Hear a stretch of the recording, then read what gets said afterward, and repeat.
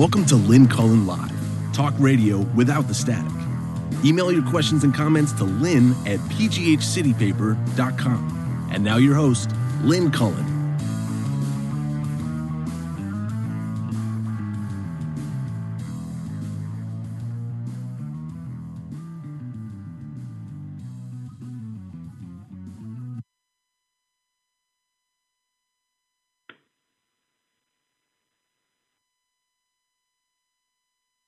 I'm on?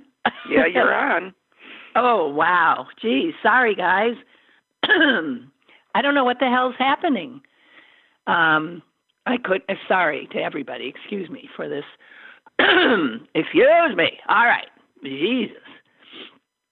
For some reason, I couldn't get on. Everything I tried was a busy signal until just now. So am I on the,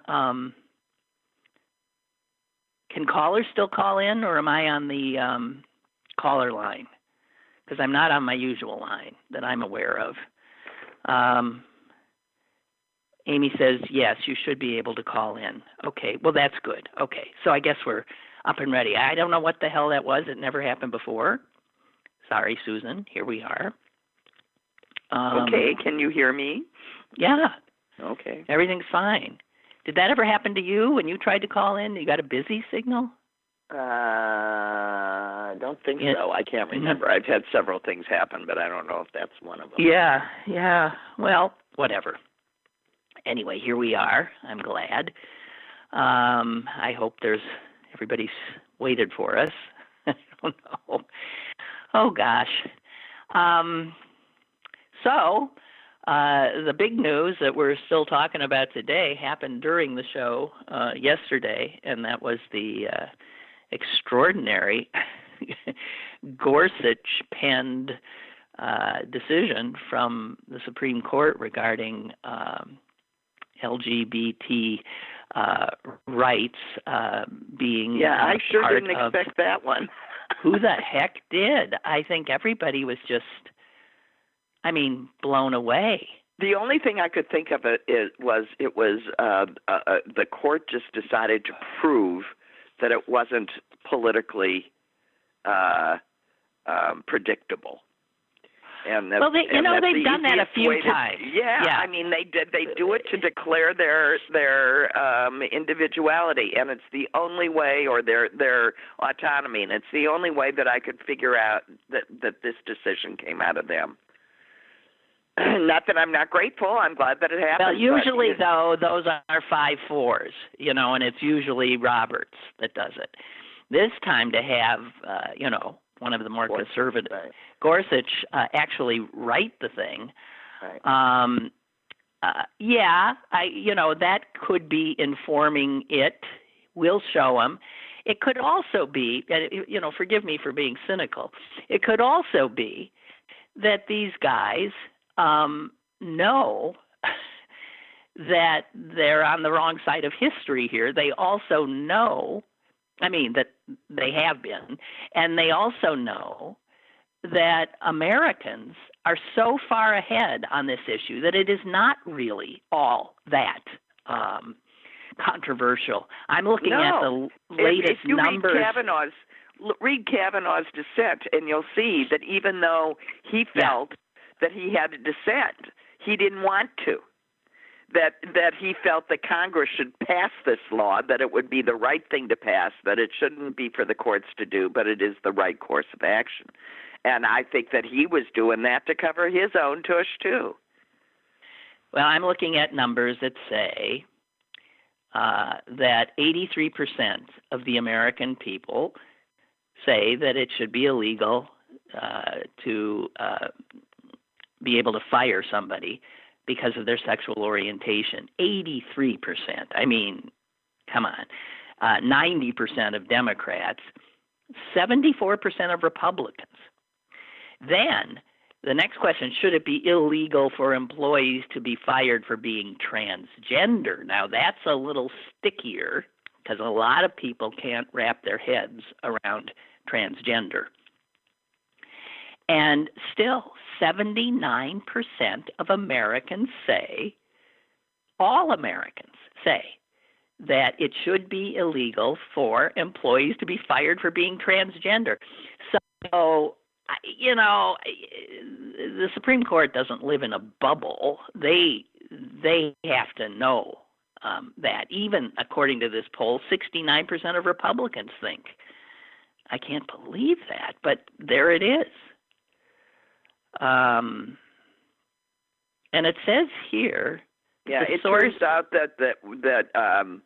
that white Americans would rather deal with their homophobia and their sexophobia, however we want to say it, than their racism. I mean, I really do think that plays into this. I'm not so awful. Well, I can't accept those people.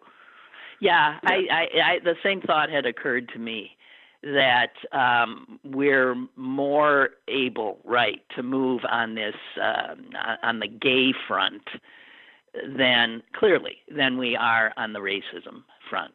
That is so part of the blood and bone of the country, and so many people are just infected by this racism, and those that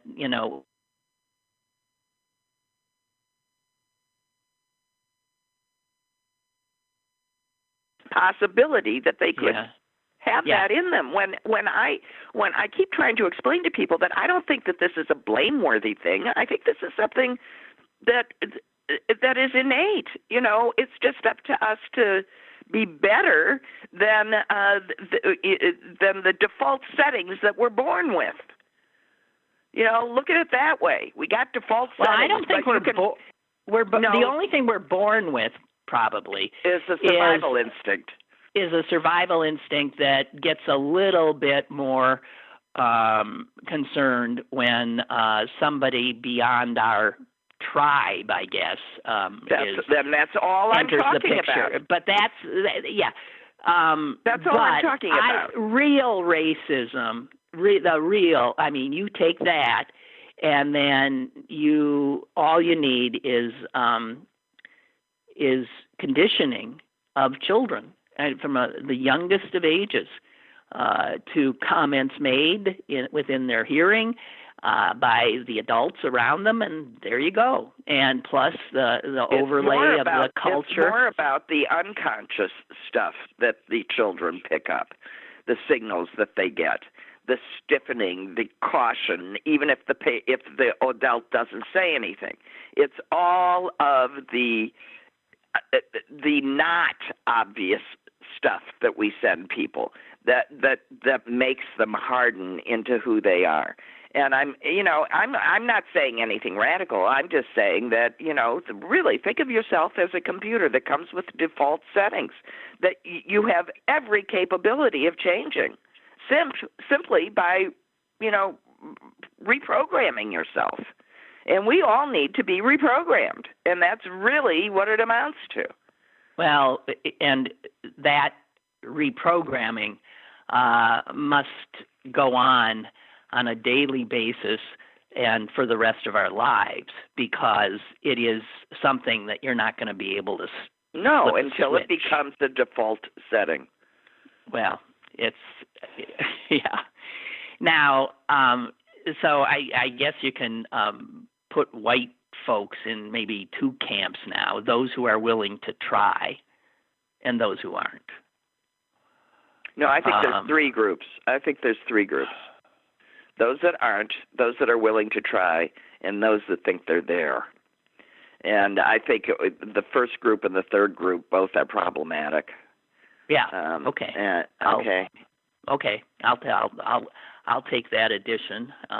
And those that think they're already there are invariably on the left side of the spectrum. On our side.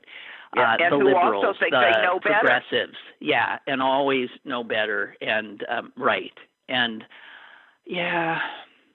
well, it ain't. I don't know. I don't want to give anyone a pass, because we all need to do the work. That's all. I totally agree. So one thing that has been noticed is that the protests, which are ongoing, have sort of slipped off the TV screens and off of coverage. They aren't being given the kind of coverage they were initially. And the question is why? And I suspect the answer is because people who decide what is news are deciding that this is boring now. The marches are constant. If there isn't violence, they get bored. There's not violence. It's just people in the street. So now you understand why there's violence. Because if you want to get noticed, you got to break a window. If their message gets lost unless they make us uncomfortable, then they have to make us uncomfortable. This is hardly new information. We know this from mental health. You don't go see a therapist unless you're so miserable that it's worth going to see a therapist. We don't change unless we're so uncomfortable that we are forced to change. And that is the truth. I'm not disagreeing, but are you suggesting that marches need to get violent? I'm simply, I don't know, how do I say this, reporting. I want media to stand up. I don't want protesters to put themselves at that kind of risk. I don't either. I want the media to now I understand as a reporter that if there's let's say in Pittsburgh, there's as many as three marches a day. And this has been going on now for 2 weeks. And I can see, as somebody was a reporter, that after a while you say, well, I'm sort of doing the same story here over and over and over again. The same things are being said. I can see the coverage lessening to where it just gets some moving pictures and maybe one quick soundbite and acknowledgement that it happened. But the news business thinks of news as that which is unusual. Unusual, right. This is becoming usual. Oh, they're in the streets. Yeah, okay. They're saying the same things. Oh, okay. And so, yeah, there'll be this turning and moving on. And the fact is that the protesters have to realize that at some point, protest is the attention-getting device, and you move on then into action, policy, into implementing your goals, right? Into policy, and the only way you do policy is by being in power, being in the legislative chambers. But now that we're talking about policy, we can talk about the problem with defund the police. Because if I read one more editorial by a supposedly smart person on the right talking about why defunding the police is a stupid idea, I'm going to shoot somebody. I mean, really. It is such a disingenuous argument to suppose that what people are really suggesting is that there would no longer be anything akin to a security force to help keep the peace and respond to disorder. Of course there would be. And so to just go to that bottom line so that you can throw out the basic argument is so cynical and nasty and obvious. And anybody that takes that route should just be, you should just look at them and go, okay, I know where you stand. You stand in the place where you don't want to take the smallest step to understand what people are really saying. I agree that was a really dumb slogan. But there it is, So let's unpack it. And I think every time one of those people on the right starts arguing the literal, that you just call them out. Yeah, I mean, reform, literally, reform the police, but that doesn't get your attention like doesn't defund get your does. attention like defund. No, and that when is you true. argue defund, and they say, "Oh my God," and then you can list the things they defunded in the last couple of years, like health care, education. That they're going through the whole group. They defend public parks. Public transportation, environmental, any kind of environmental regulation. That all costs money. They are defunding all of that. All of that. Problem. No problem. I saw something, and words are important, and that's why it's unfortunate that the defund thing, but not a deal breaker, obviously. But here's another word. We call the police force. Right. Yeah, force. How about if we, right there, I mean, you could say, it's a military term. It's a military term. It's a military term. I don't forces. Think of any other, I can't think of anything else that we call, a department, a force. It's only, military and the police force. How about if what we think of them is as the police service? Police service to serve and protect. And I know here, the mayor here, and I know in a lot of other cities, they're starting to make moves to reform the police.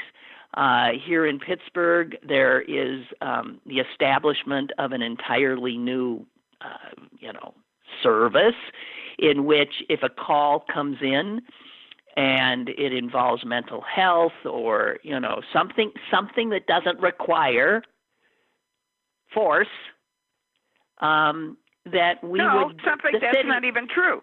Something that requires expertise. Well, they would dispatch. I mean, what they're talking about is hiring people that know what they're doing. Social workers, psychologists, people who know how to defuse situations, know how to provide alternatives to people who might be having. This is the kind of thing that we have to start thinking about. Everything cannot be called the cops, because cops apparently pretty much now only know one thing: force. Their default is force. I can remember when my husband was a resident in psychiatry at 168th and Broadway up at Columbia Presbyterian Hospital in New York City. And he came home one day with a story about a person in very violent mental distress who entered the emergency room there with a set of, what are they called, nunchucks, and was, creating serious havoc in the emergency room, and my husband set out to deal with it. And he and another doctor, he watched the other doctor start to talk this guy down. And Eric helped, and the two of them got the guy calmed and disarmed and admitted. And my husband never forgot how to do that. And I will fast forward to the time that we were held up at gunpoint, and I watched him with a gun to his head talk his way out of the situation. Right. And if my husband can do it, anybody can do it. I mean, I'm just saying. I'm not saying that he was. I'm just saying that it's a skill. So everybody can't do it, Susan. If your husband was trained in how people's psychology works. Well, he watched someone do it, and then he could do it. Well, I'm saying you got a group of people that are charged with doing this. How them? Okay, we've got a caller. I hope they haven't hung up on us. Hello, caller. Hello. How are you doing today? We're doing fine. Good. Okay, good. Hey, is it the simple way to say just demilitarize instead of defund? Yeah. And well, reappropriate resources? Isn't that like a it doesn't give the crazies they want to end the peace. That would have been better. I mean, demilitarize, yes, because that would take care of a lot of this. The whole military mindset, the equipment, what's the military exist for? It's not. The military was not meant to keep the peace. It was made to make war. Right? I mean, why does my small neighborhood police department need to have cars with battering rams on them? Really? Yeah, you tell me. It's like, yeah. Well, whoever thought it was a good idea to say that you didn't have to knock, you didn't have to announce yourself, you could go in plain clothes and start shooting. The Supreme Court, I would imagine, said that. I would imagine. Yeah. And the other thing, also my small neighborhood, my wife does a lot of volunteer work and community stuff. And it's actually, they're a very good community. They provide a lot of services, and there's a lot of positive things going on. And there's been push we need to declare we're in support of the movement that's going on with Black Lives Matter. Oh my gosh, it is hitting such backlash. And I said, well, we don't want to get into politics because we are this and this type of organization. And my wife's saying, this isn't politics. This is about being on the right side or the wrong side. This is not a political matter, And it's like this could break up the organization, split the organization that's been doing really positive work for years. Wow. And it's being politicized by some people in politics. But there's really, plenty of ways but there's plenty of ways for an organization to make a statement of support of this effort without being overly provocative or political. Good heavens. Well, no, just the term that there are people, they do not want to use the term Black Lives Matter at all, even in the lowercase sense. And You're kidding me. No, it's like, no, that's a political movement. No, it's not a political movement. It's a civil rights movement. It's a morality, and it's like, and it's dangerous. It's dynamite. It's wow. Like, oh man, are you kidding me? But and one of the things I saw something. I don't know if it was on MSNBC or whatever, or maybe it was on CBS Sunday Morning. I don't know. They were talking about the term Black Lives Matter. And this guy's asked, well, all lives matter. And I don't know if you saw that. And he said, well, yes, you're right, but, and here's my, and he. Anytime you hear the but, okay. No. This is a good but. He says, because what's happening is, yes, you're right, Mr. White Man, all lives do matter, but the reason Black Lives Matter is important now is because, let's say you go to a doctor and you have a broken arm. And he says, doctor, my arm really hurts me, it's broken. And the doctor says, yeah, but your whole body's important. He says, yes, doctor, you're right, but my arm's broken, fix my arm. And he says, that's kind of the way maybe try to get these Neanderthals to see it. Well, no, a Neanderthal, I don't know. But people who won't understand, again, it's refusing to understand like what defunding means or what Black Lives Matter. Why was there a need for a group to be formed that say Black Lives Matter? Because looking at the history of and the present of the United States, it sure as heck looks like a lot of people don't think Black lives all matter. Lives don't matter until Black Lives matter. So I just, the thing that I don't know what's so hard to understand is, I think you've said this a lot, for decades, the Black community's been saying, cops are killing us, cops are beating us up, cops are arresting us, without evidence. And now we're seeing videotape that's basically saying, what they've been complaining about. Yeah, what they've been telling us. So now it's irrefutable. We got it right in front of us. And yet still people are saying, no, well, you don't know the whole story. That's right. That. Well, meanwhile, for years and years, so-called eyewitness testimony has been convicting and executing people, lots of black folks, minorities. Yeah. And it's like, so, and the same group of people is all for, capital punishment, honestly. And am I saying it's like, okay, so for years and years, you've been like, depending on eyewitness testimony before video cameras to execute these black people, or anybody actually.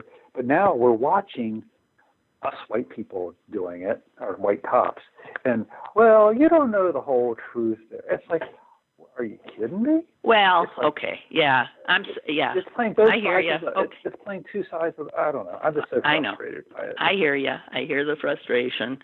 Good luck to your wife with this group. Oh my gosh. And thanks for the call. Thanks for the call. All right. I got on my soapbox a little bit. I'm sorry. That's okay. Good for you. We all need to do it. Okay. Bye. All right. Have a good day. You too. Goodbye. I mean, as much as we have to listen when we're learning, we also have to speak up. And I want to tell people that two things that they maybe should watch that are out there now. I think they might both be Netflix. Is Dave Chappelle? Yeah. His new bit. It's not funny. And Spike Lee's new movie, The Five Bloods. And both are seriously good history lessons. And that's what all of us need to learn now, is the history we've been lied known. to about. Well, it's just been, I mean, no, we were given a version.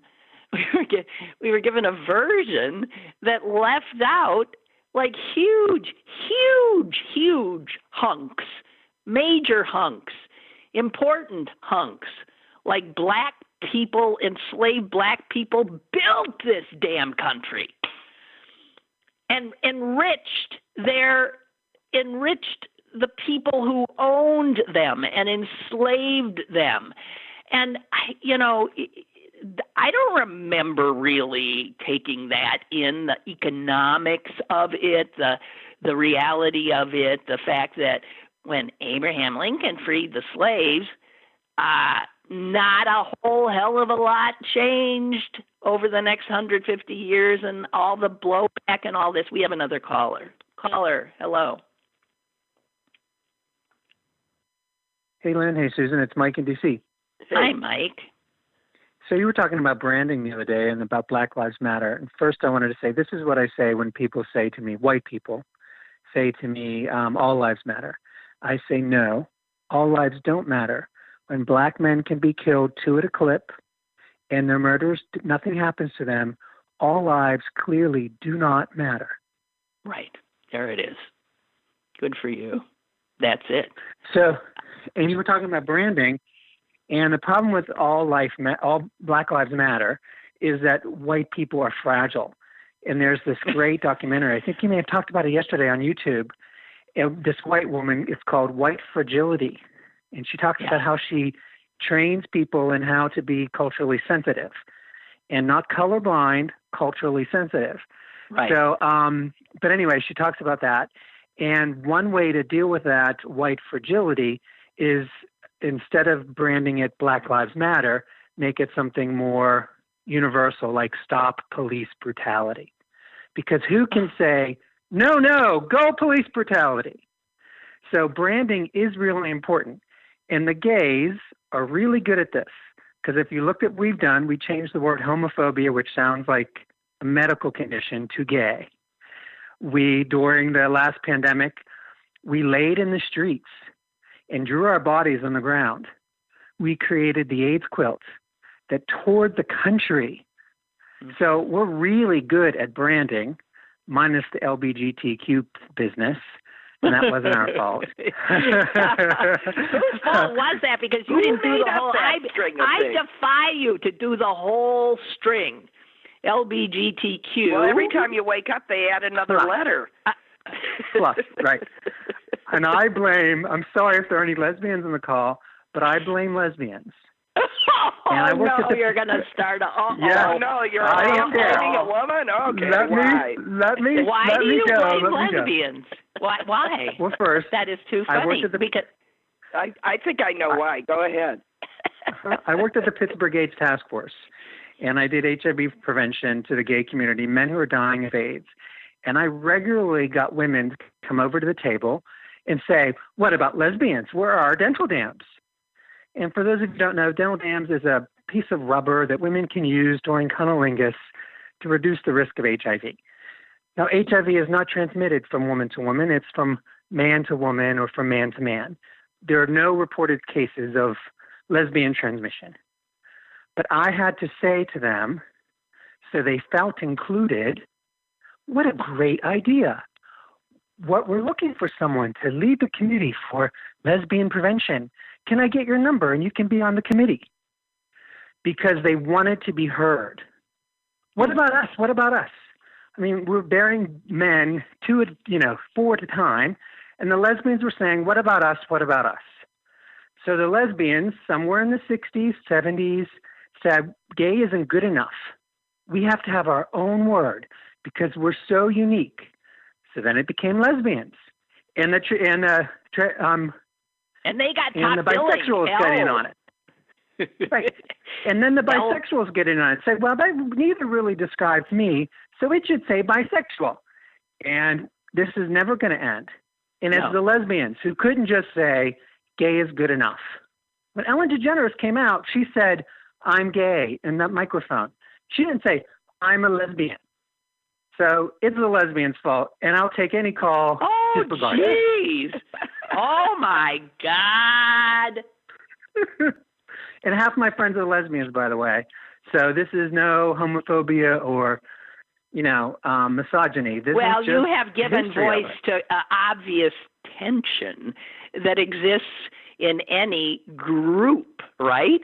But I do agree that the labeling, it has gotten insane and becomes then something that people can ridicule and laugh at rather than engage.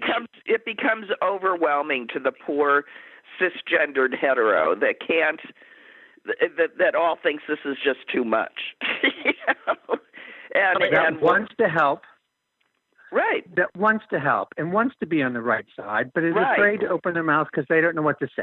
Because what if they forgot one of the things, or they don't, let's be honest, or they don't even know something exists.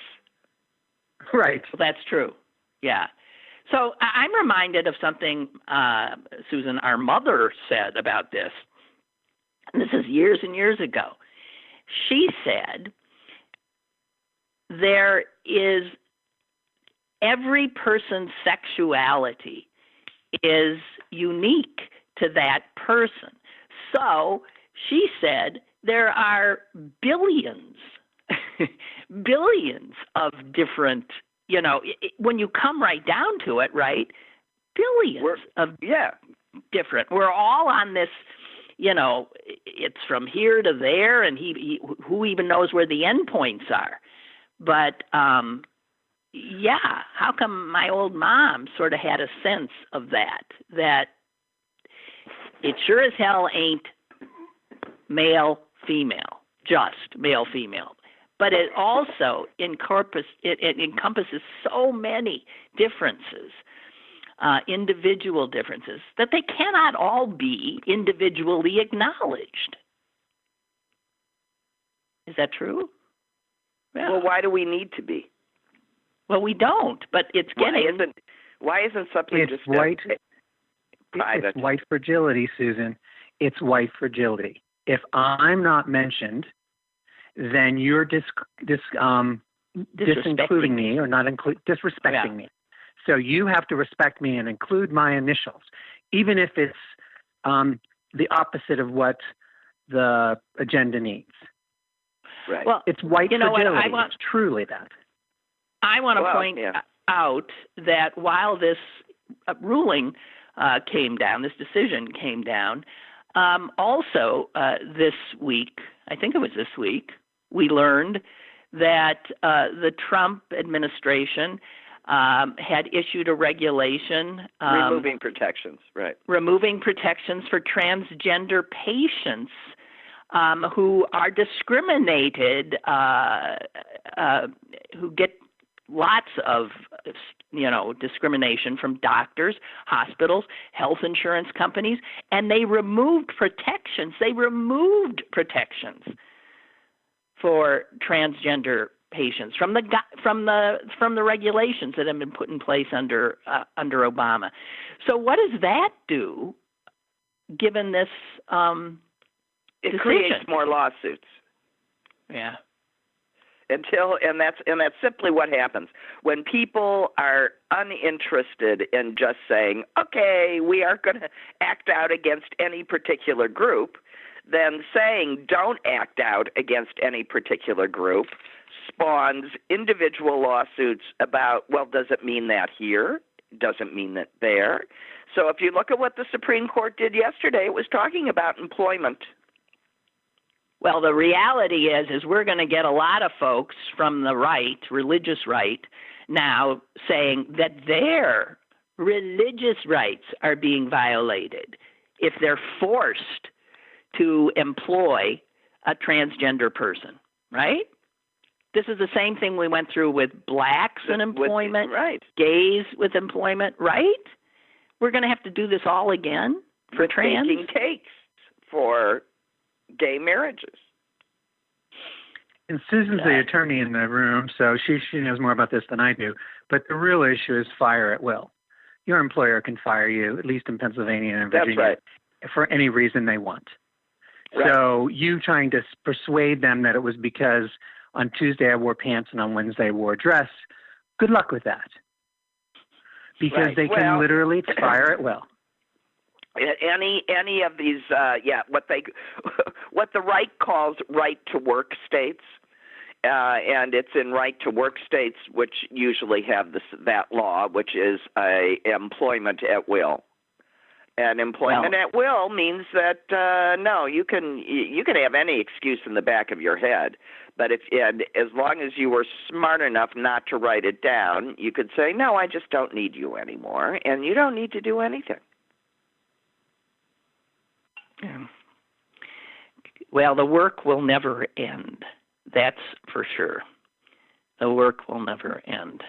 But Mike, you had to have been. No, yeah, you had to have been blown away by this decision yesterday. Yeah, let's take victories where we can. Yeah. Yeah. I was shocked, but I also I'm not an idealist that thinks that it will change that much, but it's still, it's important. It's still. Yeah. It's important. Thank you. Good to hear from you. Police brutality. Yeah. Yeah. The actual change is always the last thing, guys. The actual change is always the last thing. First, we have to change the title, then we change the and then we do the work. And eventually the work gets done. I'm just saying eventually it happens. Yeah, go ahead. I want to, again, just before we move on, I want to quote from Gorsuch's opinion, because it's it's really that he wrote this stuff is mind-blowing. He said, an employer has, he tried to provide an example. Okay, an employer has two workers who are attracted to men. One is male, one is female. If the male employee is fired because of that attraction, the employer discriminates against him for traits or actions it tolerates in his female colleague.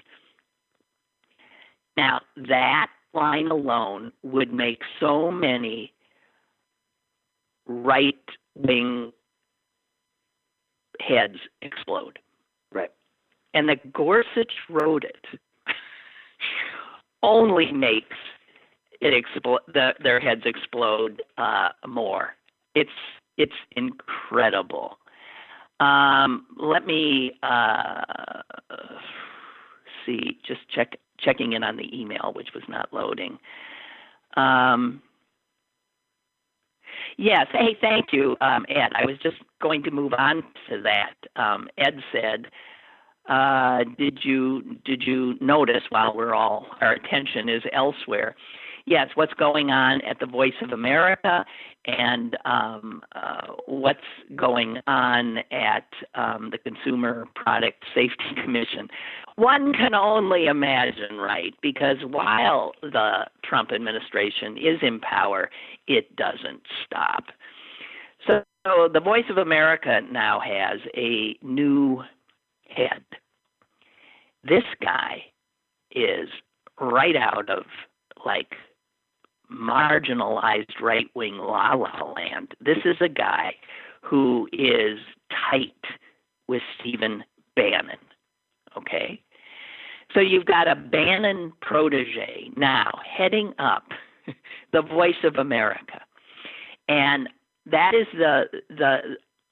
an American international news broadcast organization. We don't think of America as a place where the government does broadcasting, but it does in the Voice of America. And it is, in its founding, is supposed to be editorially independent. Well, I can assure you that ain't going to happen. Since this guy was put in this position, two of the major journalists at Voice of America have resigned, and that happened yesterday. And it's unclear whether they were kicked out or just knew that they'd be kicked out. They're gone. And you know what's funny is that, not funny, I keep seeing Seb Gorka's name floated as somebody that now will perhaps end up at Voice of America. Seb Gorka, for those of you who don't recall, was on Trump's team. He is a out-and-out fascist. He's just a unreconstructed makes total fascist. sense. And here, I just want to point out that the Voice of America was founded to be this independent operation funded by the U.S. government in 1942. And it was specifically created to counter Nazi propaganda. And now, Voice of America, 80 years later, is apparently been overtaken by these proto-fascists of the Trump administration and the Bannon far right. Unbelievable. You gotta pay attention to these little things. Well, it just shows you what a terrible job President Biden will have. He has to totally reconstitute the government. It's going to take his whole first term. That's right. This is what happens. Republicans totally destroy everything. We end up in recession, in almost depression. We end up with every time Americans then say, oh, well, we better put the Democrats in. All Democrats can do is not move forward. They have to clean up. That's what Barack Obama had to do, clean up the mess that George W. Bush left of the economy, of wars, of misbegotten wars in Iraq. I mean, I just it's unbelievable. Unbelievable. It really is unbelievable. Never get to do anything except try to get us back to where we were before the Republicans came in and blew it all up again. The economy always does better with a Democrat in office. When will Americans get that through their head? We do better with Democratic leadership. When Republicans come in, things go to hell in a handbasket.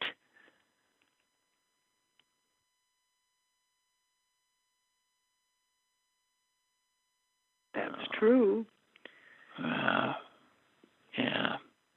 Well, I just want you to know that they're putting people in who are absolutely opposed to the mission. This is what Republicans do, to the mission of the agency, whether it's consumer product safety, whether it's OSHA, whether it's the EPA, whether it's the Labor Department, Interior Department, all of these things that were put in place to oversee and protect are used instead to rip apart any regulation that can impede for 1 second the rapacious capitalists. Oh, I'm sorry. I'm exhausted. I'm sure. Well, here, let me tell you, a total change of subject, sort of. All right. I was watching one of my schlock television stations, and I ended up actually recording an interview with Rita Moreno, who is 88 and reminds me of our mother. You know, she's just totally She's a vital. Broadway and movie star. She was Maria's in West Side sister Story. in West Side Story. Yeah. Okay, when I go through who she was, you'll go nuts. She was in Singing in the Rain. She had one of the leads in Singing in the Rain. She was in it doesn't matter. Tell us about The King and I. Well, it's just interesting, this woman. She's had all of these, played all sorts of different, as long as she was Puerto Rican, they figured she could play anything. But not a white woman. They didn't allow that. Anyway, she was talking about being invited by Martin Luther King before the I Had a Dream speech. He and Harry Belafonte were talking, and Belafonte wanted to bring a bunch of Hollywood types to show that they were on the side of right, you know, and that he could round people up that would stand with them. And Rita was one of them, and of course Sammy Davis, you know, all the names that you might be able to think of were there. She said, but the other guy that came, and okay, so now I'm gonna do something really stupid because I've just blanked on Garner. James Garner was James Garner, the actor.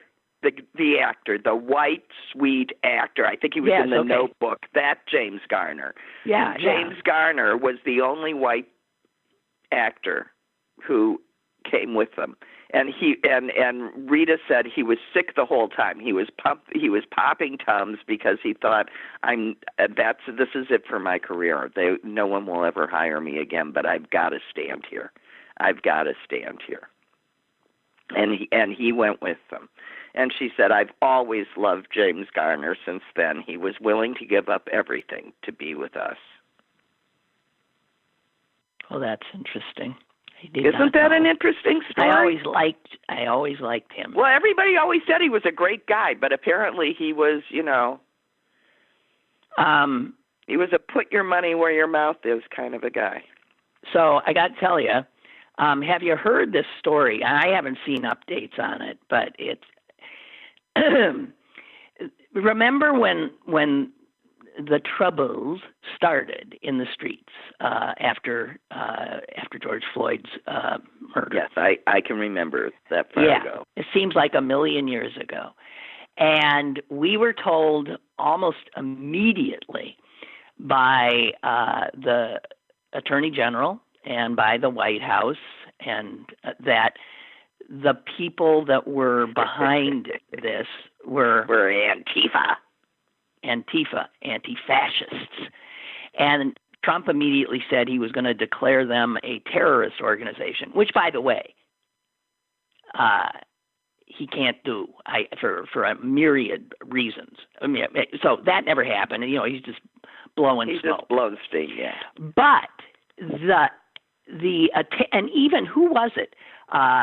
Was it the head of the FBI or somebody had to come out the other day and acknowledge that there had been zero in all these marches, the thousands, not one.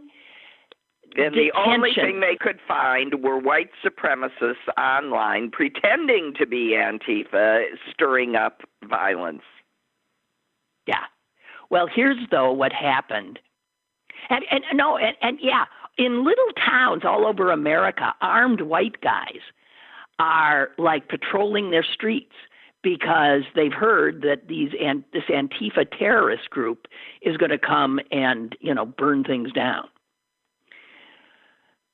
So cut to Columbus, Ohio, where I'm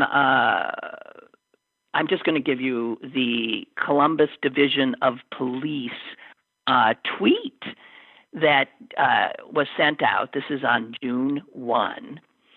And it's complete with a picture. The picture is old, dilapidated, school bus that's been painted over with joyous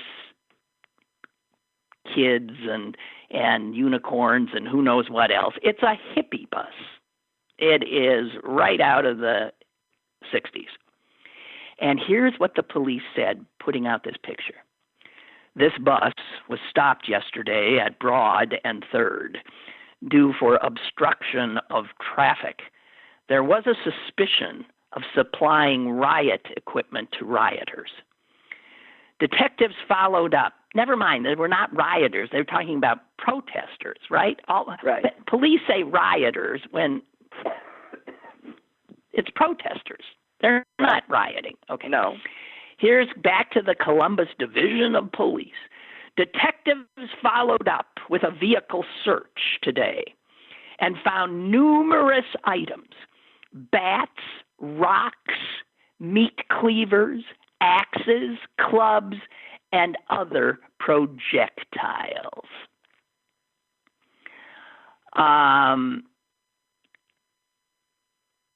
It turns out that the people on the bus, Marco Rubio then picked it up and tweeted this. Police in Ohio found a bus near protests filled with bats, rocks, and other weapons. But I guess there's still no evidence of an organized effort to inject violence and anarchy into the protests, right? Okay. Turns out that the residents of this hippy-dippy bus are a group of jugglers.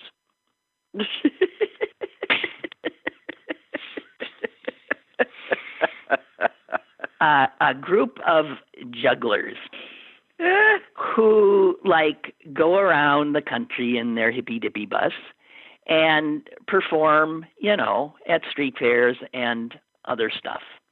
Street circus performers. They juggle, they spin flaming objects. They do that kind of stuff. And they happened to be in Columbus, Ohio, when, the troubles went down. They were detained, and they were told that they had to stay. They were told to leave the bus so the cops could then look for all of this, all of the instruments of war that they had trucked in. And the cops left with knives, meat cleavers, axes, clubs, bats. And here's the thing. When you talk to one of the hippies, there is a hatchet on the bus with a bunch of wood sitting next to it, and sitting next to a wood-burning stove. not funny. And we noticed that the cops emptied out our knife block from the kitchen area where they said they found the meat cleaver. Well, now we got nothing to dice our veggies with.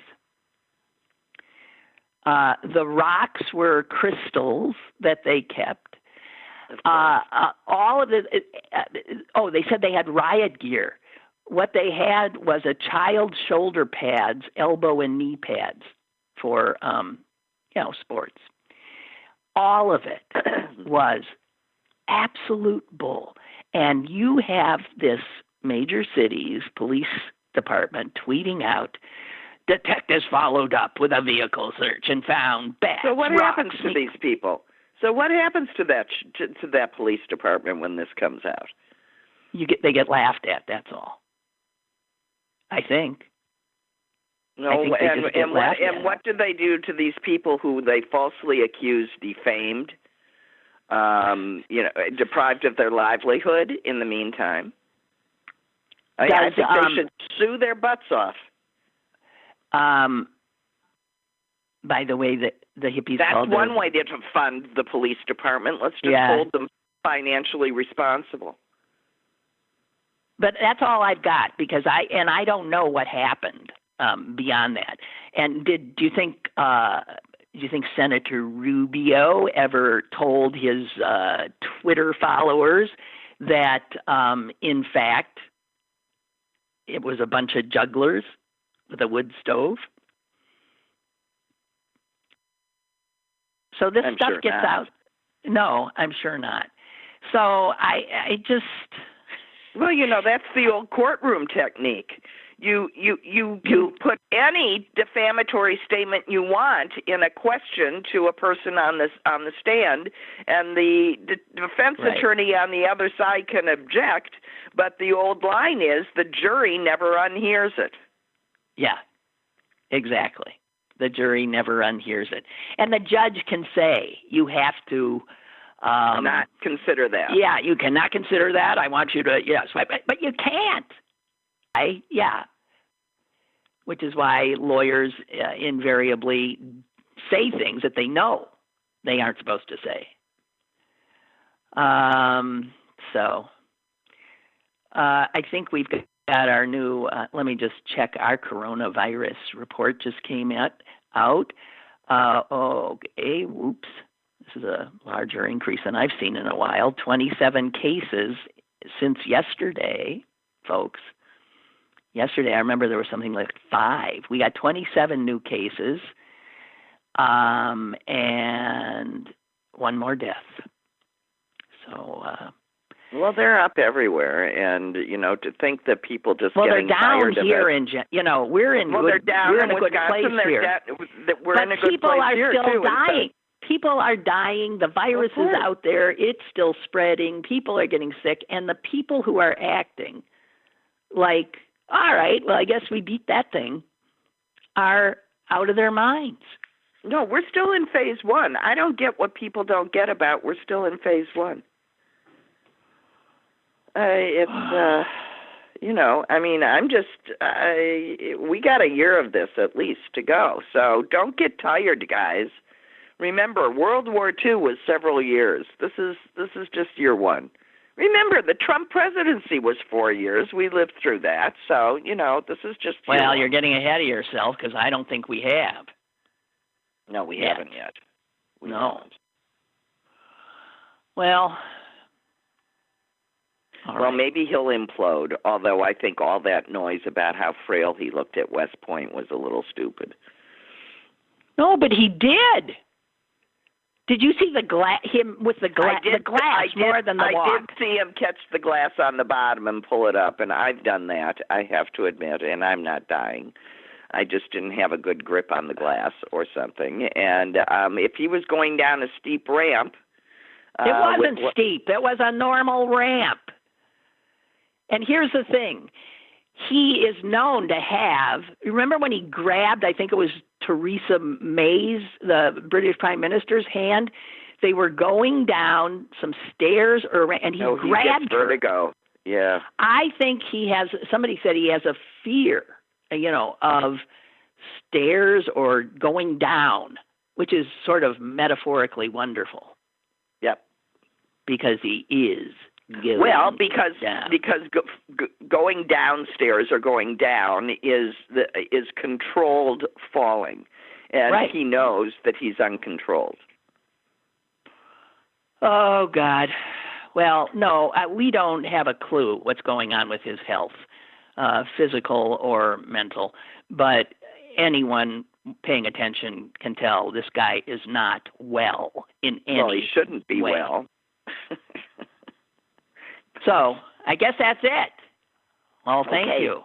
Okay. Sorry for the late start, but we've made up the hour. I don't know what happened. So thanks, Suze. Okay, Appreciate it. Bye. Bye.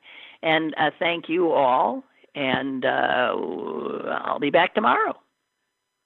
Have a good one.